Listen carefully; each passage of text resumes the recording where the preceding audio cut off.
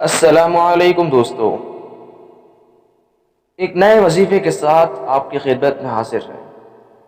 یہ وظیفہ ہے دوائیوں کے مضر اثرات سے بچنے کا۔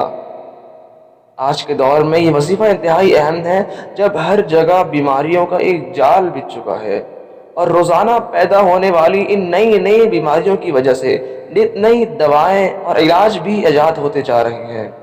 لیکن یہ دوائیں جہاں فائدے کا ذریعہ بنتی ہیں، وہیں اپنے کچھ مضر اثرات یعنی سائیڈ ایفیکٹس چھوڑ جاتی ہیں۔ اسی بات کو پیش نظر رکھتے ہوئے ہم آپ کے لیے ایک ایسا خاص وظیفہ لے کر حاضر ہوئے ہیں، جس پر عمل کر کے انشاءاللہ آپ ان دوائیوں کے سائیڈ ایفیکٹ سے محفوظ رہیں گے۔ چلیں دوستو، بڑھتے ہیں اس وظیفے کی طرف۔ اس سے پہلے اگر آپ نے ابھی تک ہمارا channel AU Islamic media subscribe نہیں کیا ہے تو سبسکرائب کر کے بیل آئیکن دبانا نہ بھولیں، تاکہ ہر نئی آنے والی ویڈیو کا بر وقت نوٹیفیکیشن مل سکے۔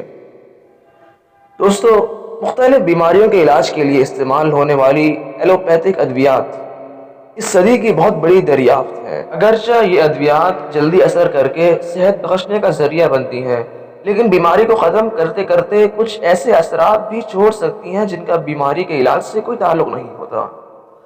تقریباً تمام ایلوپیتھک ادویات کھانے سے مختلف قسم کے مضر اثرات پیدا ہونے کا اندیشہ رہتا ہے۔ انہی اثرات سے بچنے کے لیے یہ وظیفہ بہت زبردست اور مجرب ہے، بہت ہی آسان عمل ہے۔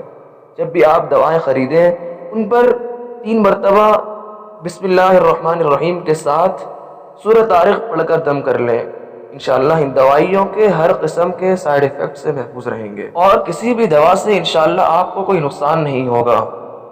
امید ہے آپ کو آج کا یہ وظیفہ پسند آیا ہوگا۔